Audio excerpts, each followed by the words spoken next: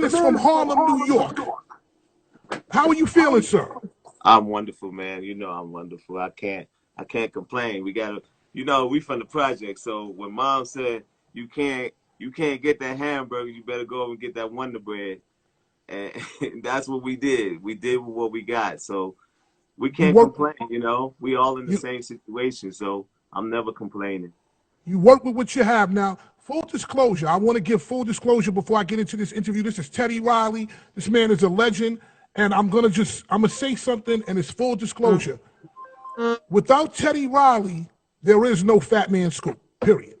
Teddy Riley, Dougie Fresh, DJ Chillwell, DJ Cool, all people that if they were, and Puff Daddy, if they were not in my life, there would be no Fat Man Scoop. So first of all, I want to thank you for just doing what you did at the time to get me to where I am today. And I Man, love you for that. I appreciate you as well, man. It always it's a combination.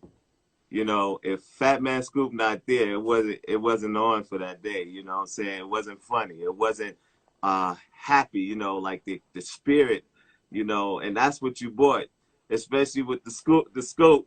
He Yup, had the yup. scope every day. He used to drink the scope. I was like, whoa, Yup. You know amazing. something? People who really know me for back in the days carrying a bottle of scope. I used to carry a bottle of scope everywhere that I Yep. would go, and I would drink the scope and spit it out, and Yeah, like before he talked to anybody, before it I was talk to anybody. Like it was Scope like owes me a snuff. big check.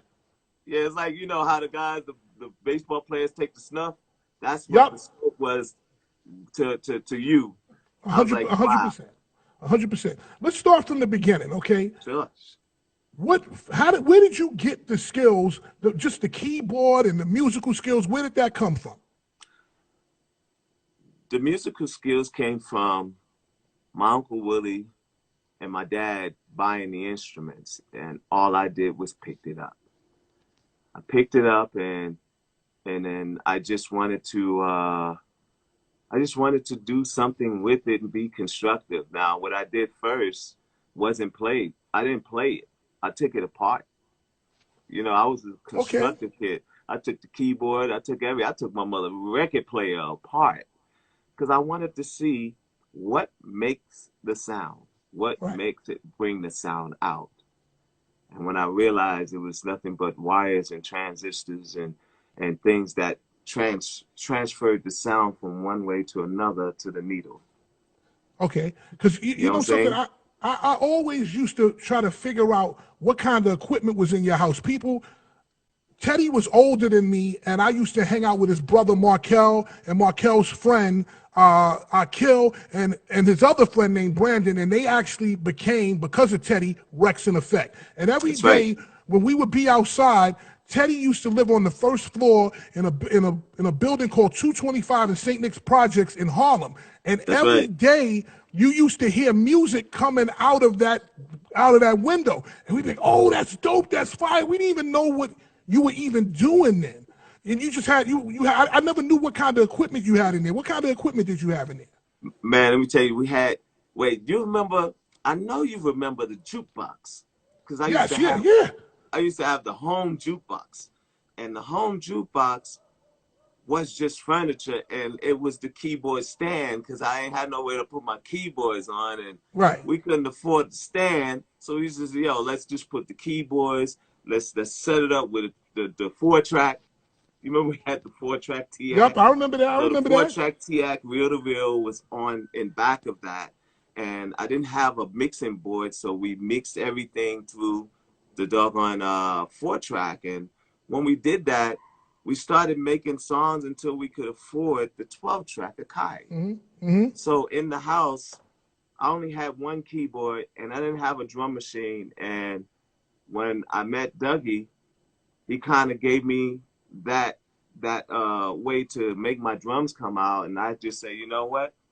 The biggest sound for me wasn't, I didn't have the bass in my human beatbox. So Right. what I did was I took the microphone, I had a 57, and I took the 57, which is the skinny Shure Mm-hmm. mic, Sure, and Mike. put it through the hole of a toilet tissue thing, and that was my. So it To helped make me so when I same hit it with my hand and do it with my mouth. and that's how I got the bass drum to be huge, was through the taller tissue. Yeah, Put it, basically that's ghetto innovation. Ghetto yeah, innovation. ghetto innovation. That's what it exactly what it is, man. And I'm just so happy was we were able to follow our parents, remedy. We couldn't afford certain things, so what we did was we made the best out of what we had. I had 100%. the vocal booth with the bathroom, remember? Yup, I remember. Listen, And we I had to remember put the all that. towels Yup, I remember all that. on the doggone thing. I came in the house with Markel many times and saw that. You had swag, and what we call swag now, before we even knew what it was. I would say yourself, Alpo, Rich Porter, Kev Hmm. Childs, and people like yourself kind of built and were responsible for the style in Harlem that kind of lives on today with all the rappers and stuff like that. Well, I tell Explain you that. Harlem. Explain Harlem back then for people who just don't understand it. They watch the movie Paid in Full, but they don't really They understand don't know we what it know was. we went to school with them. I went to school with them. So my I call them my heroes. I call them my big homies, and that's Kevin Child, Hmm. uh, uh, Rich Porter, Yep, Rich Porter. Alpo, but Paul. it was more so Rich Porter because we went to Martin Luther King, and Okay. then remember Sherm I know. Remember, and I D was younger Ferg. than you. I Those were watched it. my big homies. D Yeah. Ferg, Slick Rick, Hold on, let Black me from stop you. Uptown. Let me stop you. People that don't know who D Ferg is, D Ferg was a big guy uptown with design and stuff, and you might know Yeah, his son. His son is ASAP Ferg. that's right. That's the So, nephew. yeah, And that's and that. D Ferg used to, matter of fact, if you knew us back in the day and you've seen us with Jeeps or Pathfinders, because that was like our thing. We loved Jeeps and Pathfinders because we had the big wheel in the back and the big wheel was covered. And guess what? We had like Guy on the back of it Hmm. and it was designed by Dow Ferguson, That's right. And D and and Ferg. and people, And I want you to understand something so that you know. Teddy Riley used to have this cabaret. I think it might have been white, and I think Puff had a red one. Back in that time, like Harlem was really swagged out. People would be leaning in the back of their cars, and I never forget. We just used to look at Teddy drive by because at that time you were making music, you had a little bit of money, you were doing your thing, and you were balling out. What was the biggest purchase that you had made at the time? Because I remember when Guy came out and I was signed to GR Productions, which we'll get to later. You had a denim jacket, and back in the days, the denim jacket used to have rhinestones on it. But you were yeah, balling out so hard, you put diamonds on the back of the jean jacket, and yo, I check this I out. couldn't believe that. D Ferg did the jacket. So I had two people. I had D Ferg do the art, and then we sent it to my guy. Oh my God, what was the jeweler? The jeweler, Uptown 3000, I, I, Jewelry I, 3000 up in all the way Becca, uptown. I know I It know was who you're my talking my about. We dude confusing G, people, but I know who you're talking about. my dude G, and Boy George brother, Boy Yes. George from Queens, the real Boy Right, the George. real boy George. Which people we're talking about some real New York City stuff, but Street, yeah, it's all the street. So I used to go up there and I used to help, work, and they made all my jewelry. They made, remember the guy ring and mm-hmm. the chain that said guy. They made that along with my guy who did it, and he did it in diamonds. They did the one that was just the gold that you see on the album. Right. And when they did that, I used to hang up there every day. They had did my jacket. So, but I lost the jacket. I lost the jacket, and I used to always keep my jewelry there because I didn't want to keep it in the project. And Right. then when they got busted, I ain't never Everything seen went. nothing like this. I was on my way uptown to go get my jewelry, and next thing you know, it shut down. Yeah. And if I would have Well, went even closer, I would have been questioned. yeah. You would have even So been when I questioned. seen that, I turned back around because I knew, G and them, they would not. They would like, don't go to the store.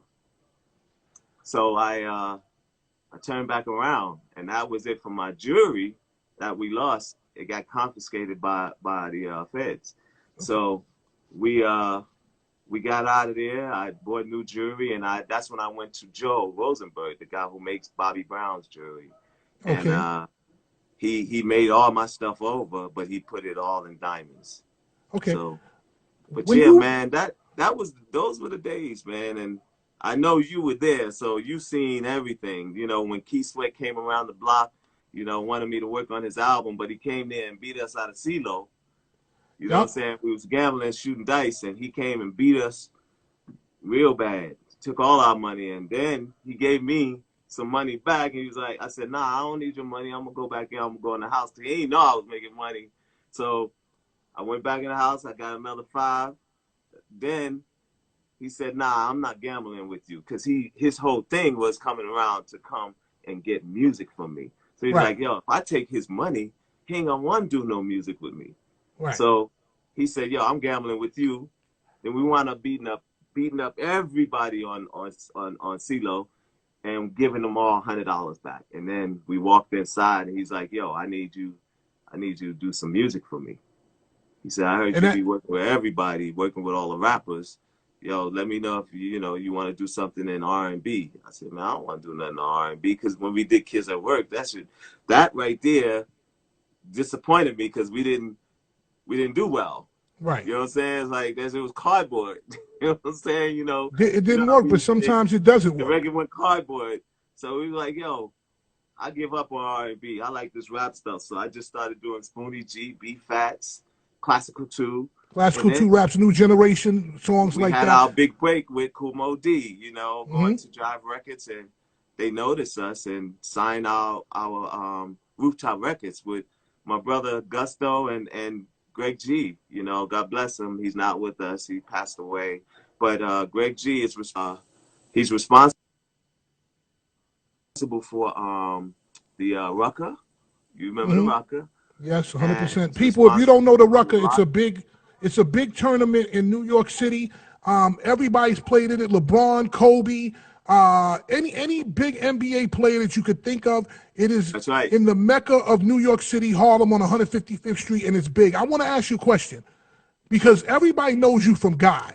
How did Guy get started? How did you wind up making the group Guy? Well, I can't say I made it, because it was made by all 3 of us: Timmy Gatlin, Aaron Hall, and myself. I was supposed to just be the music and just be in the background, because Timmy didn't want me in the group. And then when Aaron said, I don't want to do this. I'd rather go and do a solo career if it's not going to be all 3 of us.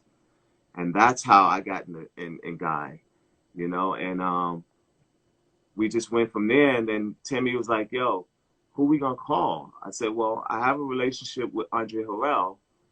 And then Timmy was like, who's that? I said, you don't know Andre Harrell with the furs, Dr. Jekyll, Mr. Hyde. Now he got the record labels. It's Uptown. I've been working with Heavy D over there. I've been working with, the artists that they have over there. And they got these new artists named I'll Be Sure. The dude is dope. So I said, you should be writing for him. So that's how we did You Can Call Me Crazy. Okay, You Can and Call that's Me Crazy was I'll yep. Be Sure song. And Oh, then and then okay, yes, Gene yes. Griffin took the song. Well, So hold on. I want to say something. People, when I got signed to Teddy Riley, I was signed to a production company called GR Productions. Teddy Riley and Gene Griffin. Gene Griffin was like your yes, godfather, right? Okay. yes, Gene Griffin, so you understand, people, Gene Griffin was the first Suge Knight. Okay, that's a yes, fact. Like, he was the yes, first Suge Knight to the point that he taught Suge Knight. So yes, he did. the things that Suge Knight did when I was watching him do it, I was like, that ain't nothing but Gene Griffin, because Gene taught Suge the game and how to maneuver on a regular basis. Gene would go and beat people up. I don't even want to get into the stories. I'm happy I survived it with one lung. Like I'm like. It was crazy stuff. Like, Gene was not the dude to play with, man. He He was a wasn't. real But serious see, dude, man. the thing about it is, being that I was his godson and his breadwinner, I was like Michael Jackson to him, Yes. And he was Yes. Joe Jackson without the belt, because he didn't have to say things twice to me, because I was more in love with doing music than going out and hanging out at the parties, or, you know, going to find a girl, because I knew that this would be the breadwinner to, you know, and I was already with someone. So I was like, yo, I don't need to be out there. I was like, yo, I just want to be in the studio. So he didn't have to tell me twice, yo, Mm-mm. you can't go to the party, let's hit the studio. I would already say it. I'm already ahead of him.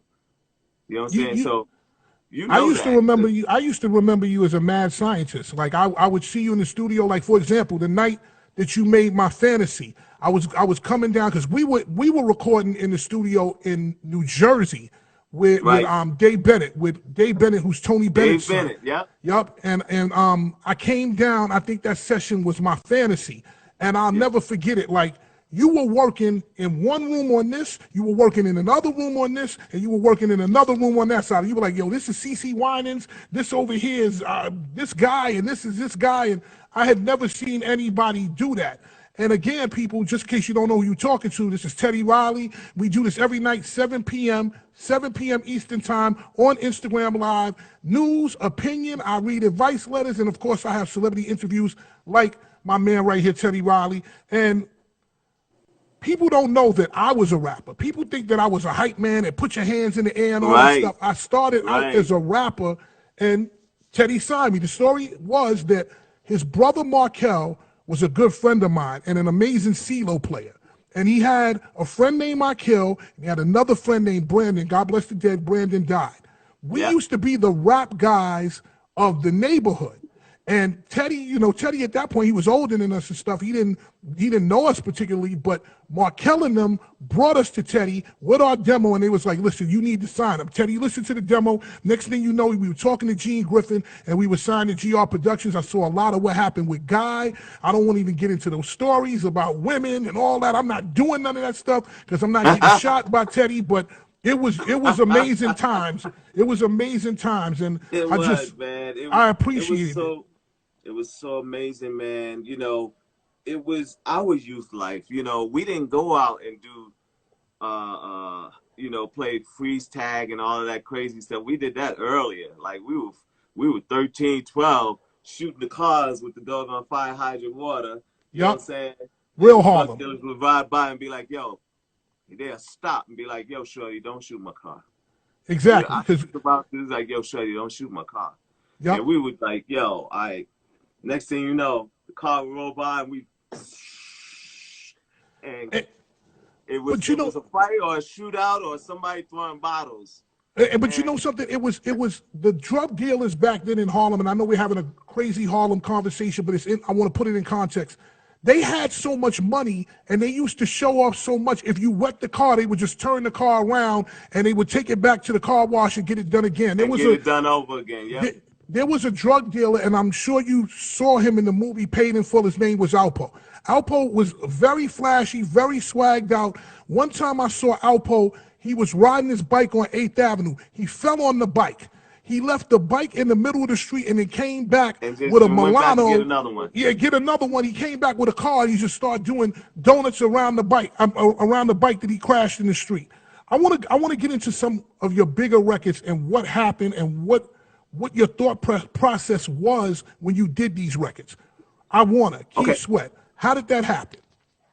Well, Keith, when Keith came around the block, he said, man, if you could try some stuff with the church chords that you do, and that I think it'll work. And I was really so off of doing R&B, like, because I was just disappointed by the records that I did, that didn't make it.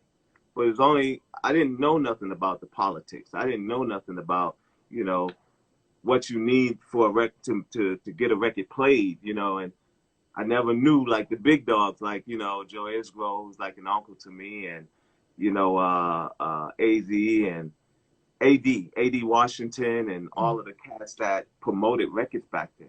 Mm-hmm. So being I didn't know, I was like, yo, I don't want to do R&B.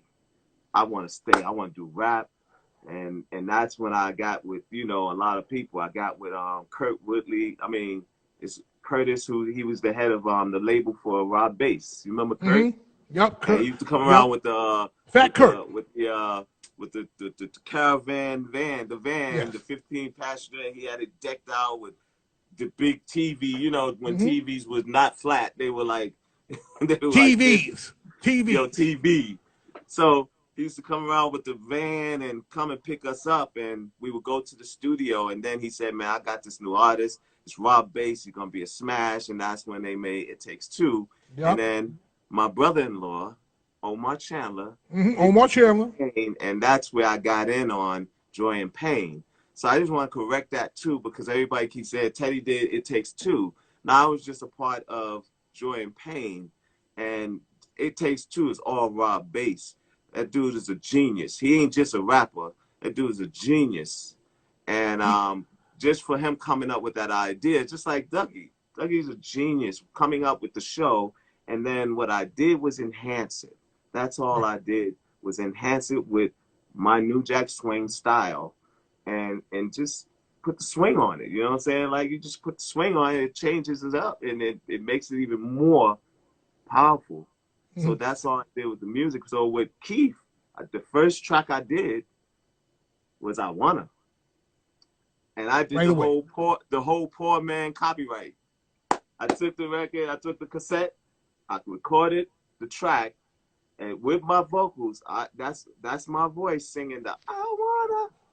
Boom, and boom, boom. I double, triple, I stacked those things because I only had 4 tracks. Mm-hmm. So I stacked them all the on with one bounce back, and I got up to like 6 tracks of the I Wanna, and it sounded strong, and he loved it. He was like, I want that same sound. I was like, well, I can't do that in here in the studio. I could do it only at home. So he said, yo, bring the tape machine, bring the tape machine to the studio. So I said, all right, I'll bring the tape machine, and we took that I Wanna, and I think we put it in the Pooba song. That was the first sampler, like that sample more than one, I think it's more than 30 seconds. And all we had was, I wanna, and you can't do it from the keyboard because it wasn't really MIDI. You had to hit the button on the whistle name to get the sample to play. And it had to be on time, so sometimes it's off, we have to rewind. So how many minutes it takes to rewind a 2-inch tape? Listen, man, listen. 5 minutes? Back in the days, they used to edit it. They used to edit the songs on tape with a razor blade. Now, the song that I wanted to know about what the process was Remember the Time by Michael Jackson. What was that about? How did you meet Michael Jackson? How did you wind up in the studio with him? What happened? Because nobody knows anything about Michael from an intimate point of view. Well, I'll tell you this. When I got the call from Michael, it was a call of we just met. He thought I was already there in California. I wasn't. I was actually preparing for my show at Madison Square Garden.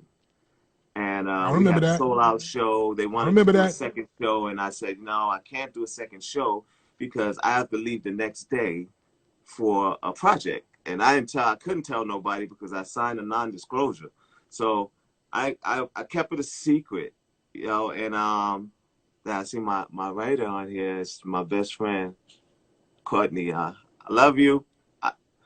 But yeah, I had prepared for the show at Madison Square Garden. Then I was in the same thing like you said. We was in 4 studios. Thank God Q-Tip let me use his studio because I didn't have no studio to work on Michael Jackson tracks. Q-Tip from Tribe Called Quest. Q-Tip from Tribe Called Quest. My boy, my brother just said, I couldn't even tell him what I was working on because it was such a secret. I said, Q, first the studio told me, they said, we can't rent you that studio because it's already a residency with Q-Tip. You're gonna have to talk to him and see if he'll loan you the studio. And I went to him and I didn't really know him that well, but I was just like, yo, we're in the music business, so everybody from the music business is related. We all cousins or we brothers. So I was like, yo, I'm going to talk to my cousin.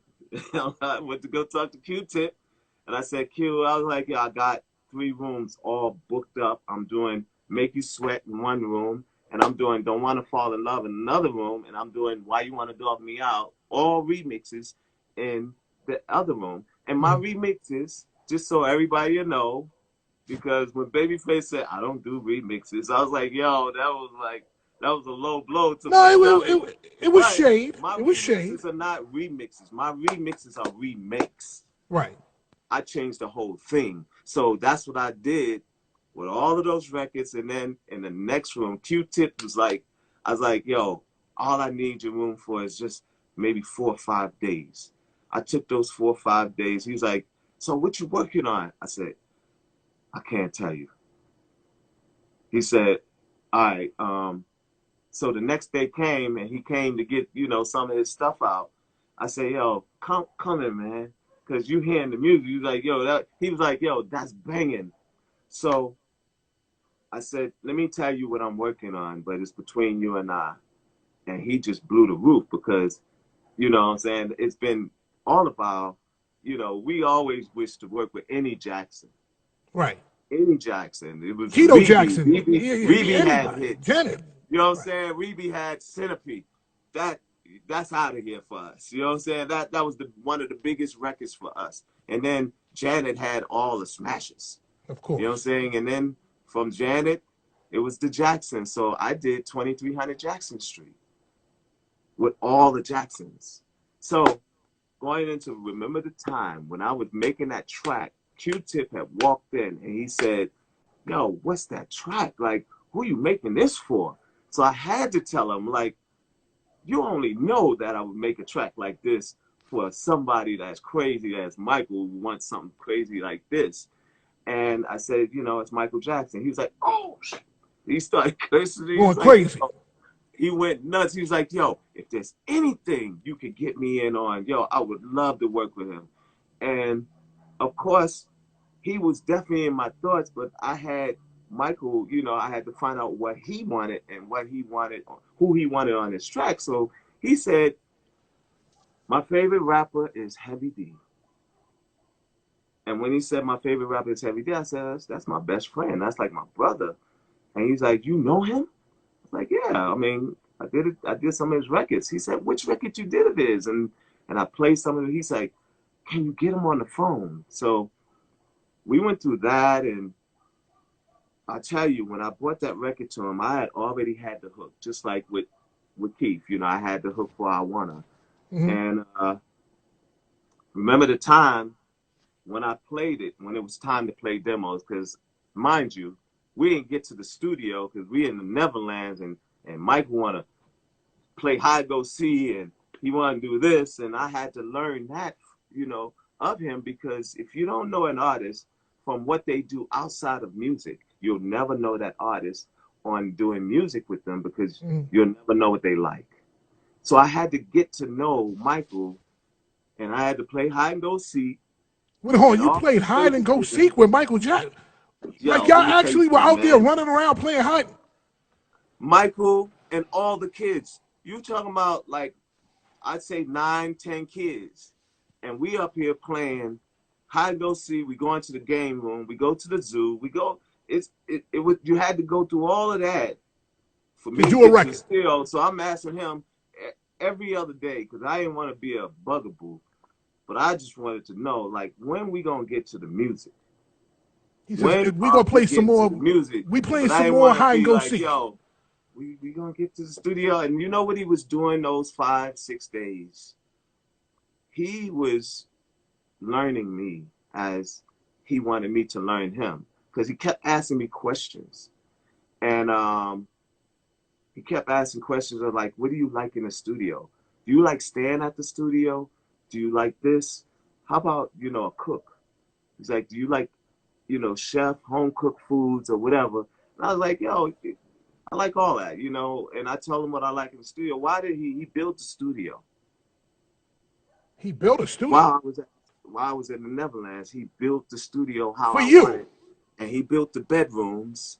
So, like, if I want to stay at the studio, he built the bedrooms. He had a chef there because he had to figure out what type of food I like. So I'm at his house trying all his chefs. I'm trying the chefs. And he's like, You like Indian food? Well, we have an Indian dish. This is what we having today. So I'm at the Netherlands. I'm staying in one of the doggone suites. He have like, I don't know how many bed suites. They ship separate like villas. Okay. I'm in the villa, and the first thing, I'm laying in the bed, and I'm like, yo, I need to call somebody to come up and, hang out with me. And I did. I can't say who it is, Right. but we had a ball. She had a ball. Okay. And All it was right. like, You we you we beat you. we up here like looking at his bathroom. This dude got Moonwalker soap, Moonwalker candy bars, Moonwalker potato chips, all of this in the room. And man, it was the most incredible thing I've ever seen. Like So this Neverland was something that you definitely want to visit, even if you never have. And I think I don't know if they're gonna make it into a museum, um, but we were in that atmosphere, and then next thing you know, we we up here in the doggone bed, and we turn on the doggone, the theater thing. This dude had the subwoofer under the bed. I'm like scared to, scared the living ish out of me, so man. he Like, had the yo, TV and the subwoofer yeah, and the and then surround sound he's under the like, bed. yeah, and he had Batman before Batman came out, and it played in the doggone theater. He had movies in the room, and when we turned on the thing, and Jurassic Park was like, you already know the sound of Right. Jurassic Park. So me and her, we jumped out of the bed. It's like, Because you were yo, scared. You thought it maybe it was comfortable moment. The potato chips spilled. Everything was like, yo, what the hell is this dude on? Everything's got to be loud. And everybody from the family already know this. Michael like his music loud. Even in the studio, engineers leave. They leave the room when Michael want to play a track, why? Because you and just love it loud. he turns it up really So loud. Like, so basically, y'all in Neverland, naked in the bedroom. You beating something up. You beating the oh no, coochie no, up with we ain't potato like that. chips We and got the Moonwalker Moonwalker soap and robes on. We robe got the and Moonwalker robes. I'm so like, yo, Moonwalker soap. He actually had his own Michael Jackson Moonwalker soap.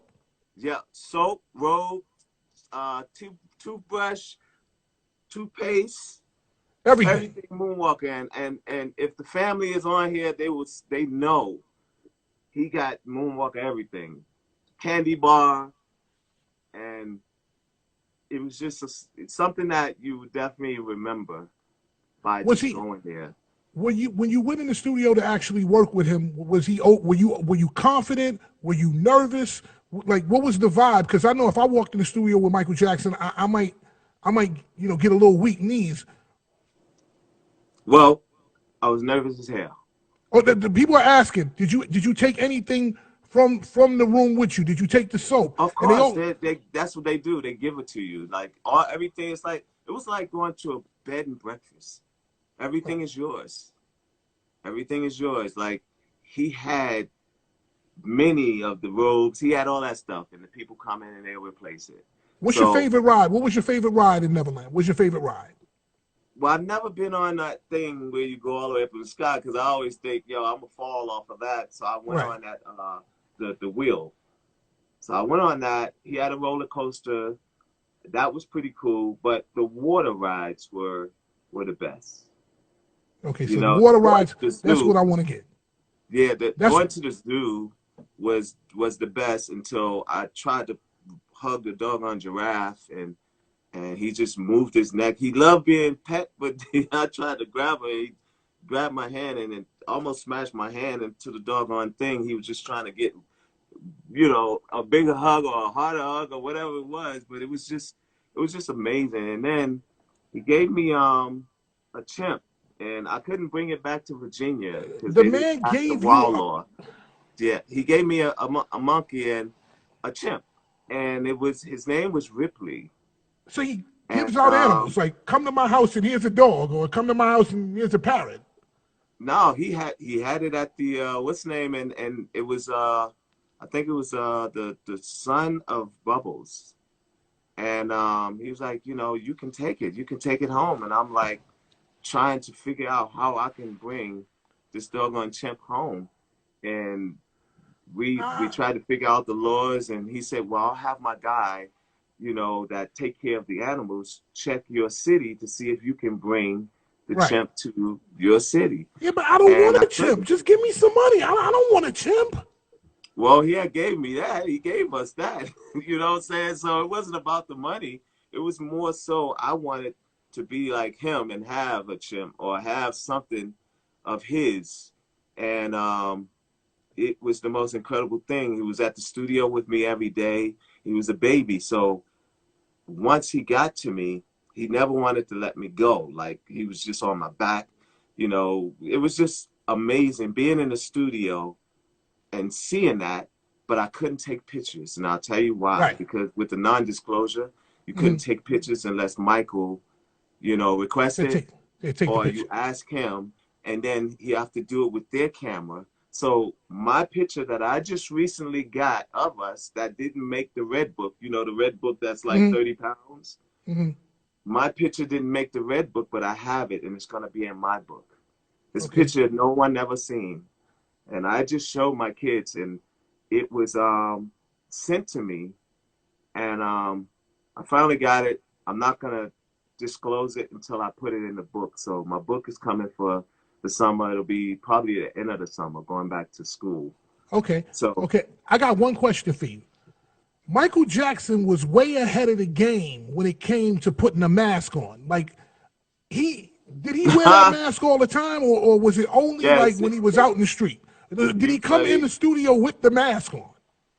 You would think now if it was if it was the corona or the COVID, Michael would already be prepared He because be he's straight. been He be straight. prepared. He be good. All right. He be good. Listen, I've been doing this for 20 years. Now, But yeah, what I want to do before we get out of here, because we got like 5-6 minutes. The one thing I do want to talk about, because I got to talk about it, because it's the elephant in everybody's room, is the battle.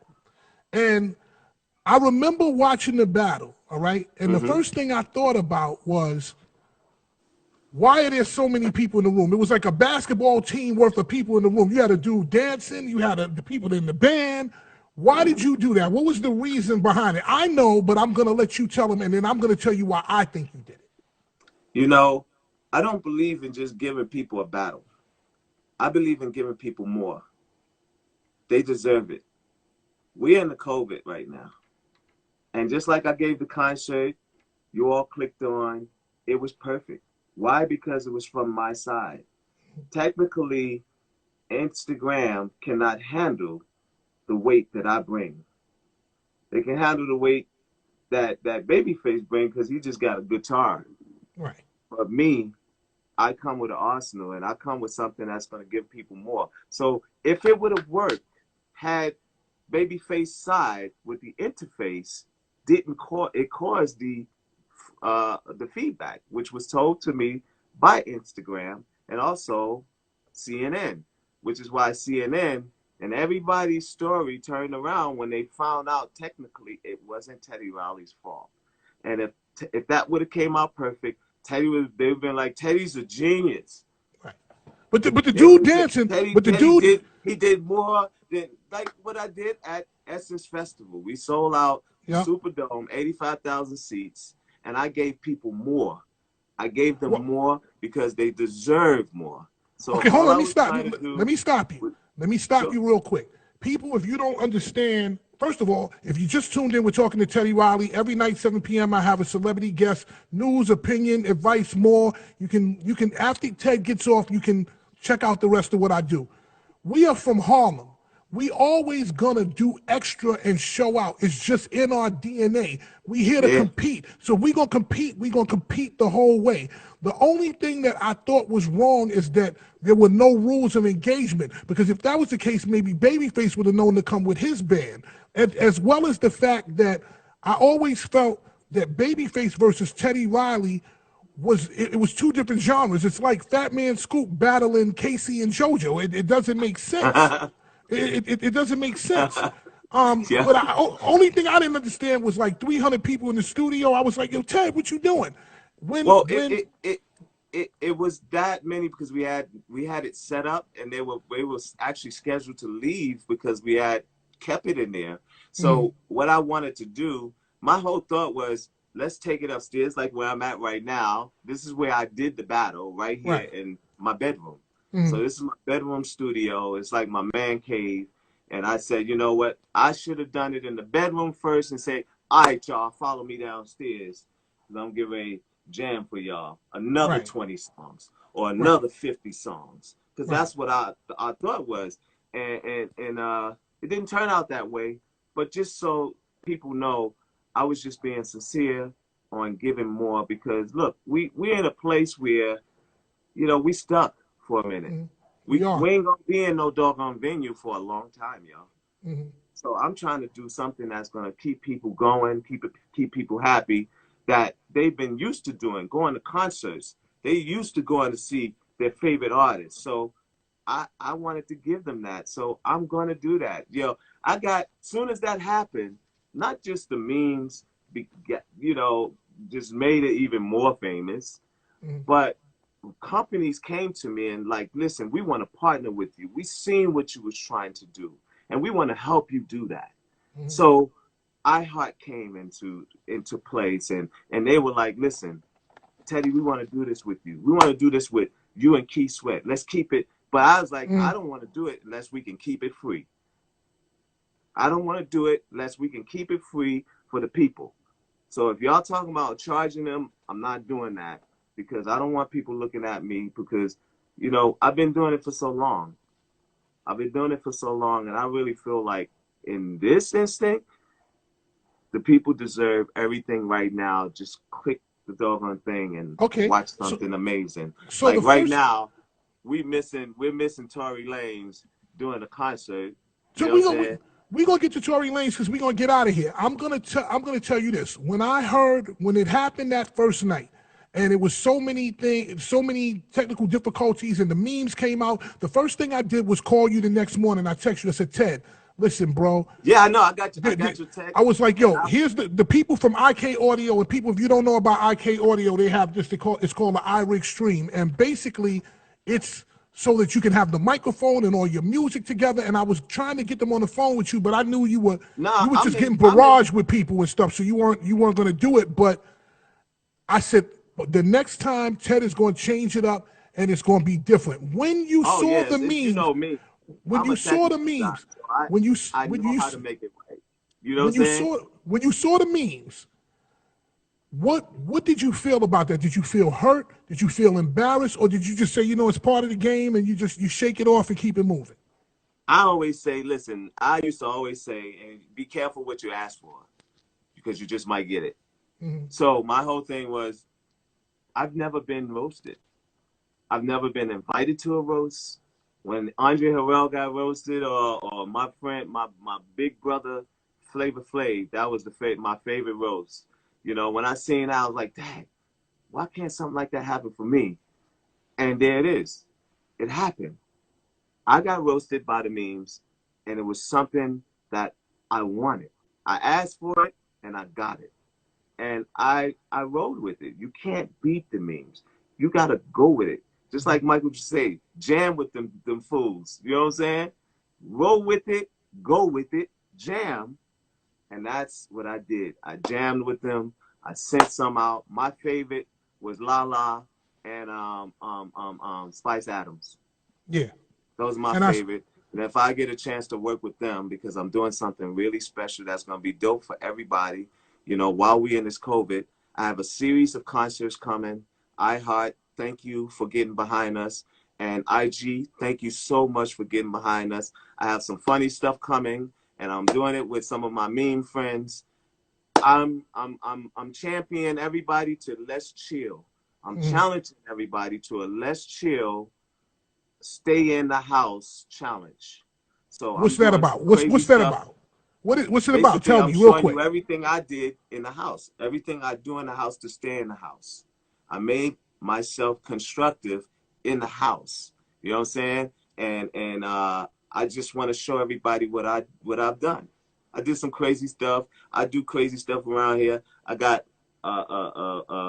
in my bedroom. I set up my gym and stuff that I do in there. And I set up my sauna, the room sauna. So y'all gonna see all of that. Y'all gonna see me steaming.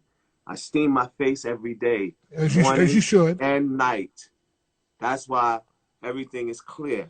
Everything is it all is it's all a part of us staying alive. You gotta steam, y'all. You gotta steam.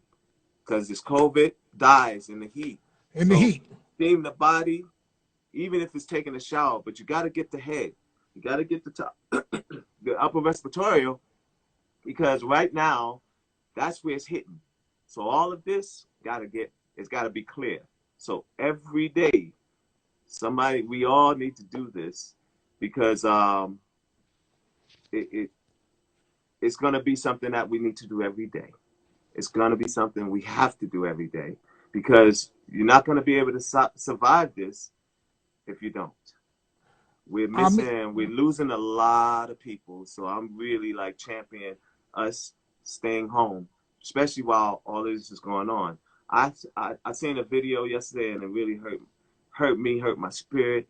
You know, a guy was on there telling everybody these people are lying to us. What's going on? And then he's riding by, and you see one, two, three, about 25 people in bags. So I just don't want to. I don't even want to have the thought of that. We lost little Minnie, y'all. Y'all know Minnie. A lot of people on here know Minnie from the TV show. Yeah. She died 2 days ago. Fred the Godson too. Gone. Fred the Godson. We was gonna sign him. Fred the Godson. We were gonna sign Fred the Godson. You know, we known each other over 5-6 years. Fred the Godson's like family. I got texts that I could show y'all texts from Fred, us talking about a month and a half ago. And people, I just want to say that it is really important to steam, because I do that myself. You take, and I'm gonna just say this real quick, Ted. You take a bucket, not a bucket, but a pot of water. You steam it, get it to a rolling boil. Put eucalyptus oil in it. Get a towel or something. Put your head over it and stay in there, and that will help you. The eucalyptus is good, but put oranges. You want that vitamin C. Oranges and limes. Your system. Oranges, lemon, and sea salt. Orange, lemon, sea salt. I take the whole orange and orange. You put that in there, you're gonna get the full potency of the orange and the lemon. I'm doing that tomorrow. Don't peel it. Put the whole orange. Cut it in 4 pieces. Put the whole lemon. Cut it in 4 pieces. Put your sea salt and put a little iodine in there. Then here's another one. Take a bowl of water. Make it as warm as you can, but not hot. Put sea salt. Put iodine liquid, the little drops. Put that in it, and put a little bit of oh God, what he said, Exetol, sugar. I don't have no. Y'all know what I don't know is. what the hell Exetol is. You get it from the Whole Food, but it's Exetol sugar. I don't know if I'm pronouncing it right, but I know I had to get all of that stuff, put it in there, and breathe it up. Let it get in there and spit it out, because it's gonna clean that whole passageway. That's what you want, clean out. You don't want to go to bed stuffy nose, because that's gonna start. That's it. Exlitol. Okay, Exlitol. Xylitol. You don't want to be stuffy going to bed. You do not want to be stuffed up, because that's where it starts, and then that's where it clogs, and then it makes the lungs difficult. You have difficulty. So don't go to bed with a stuffy nose, y'all. Teddy, I want to just stop you. I want to just stop you real quick. What he's saying is the God's honest truth. Anybody that studies Dr. Sebi, anybody who studies natural holistic healing will tell you exactly what he's saying. Y'all may think it's crazy, but he's telling the truth. Please listen to what the man is saying. Please listen. Keep talking. And that's what I do. You know, some people have their own regimen or remedy. That's mine. That's what's helping me. As you can see, I'm just doing the right thing to stay above water, because right now we're losing people, and we'll have another talk. You know you can have me on anytime. You my little brother, and we've been brothers for a long time, over 30 years, man. So let's do it. Let's do it. No Teddy 'Cause I Riley, love no it. Fat Man Scoop. Period. No Teddy Riley, no Yes. Fat Man Scoop. That's just what it is. Yep. So with Man, that I being love you, said, man, and everybody on here. I thank y'all for checking us out. We got more things coming up, and we got concerts coming up. I want y'all just keep watching. Check my page. Check Fat Man School page, because yup. we gonna be on with him, and we gonna be on with a lot of people. Check out my 106 in Park. I'm having fun right now, because it's been a while since I've been out there. I've been always wanted to be in the background, but you know what? God didn't intend for me to do that. He You said, here go out now. and do my service. Do what I need you to do to get to my people. And that's what I'm doing. Well, there you go. The That best it's way I that know simple. how. It's that simple, people. Listen, every night, 7 p.m., I do this on Instagram Live, celebrity interviews. We do news, we do opinion, we give advice, a whole bunch of stuff. Teddy Riley is here with us, and because he's here with us, we got to ride out with Teddy Riley. This is my man right here. Teddy, I love you. I love you too, man. Fat Man Scoop.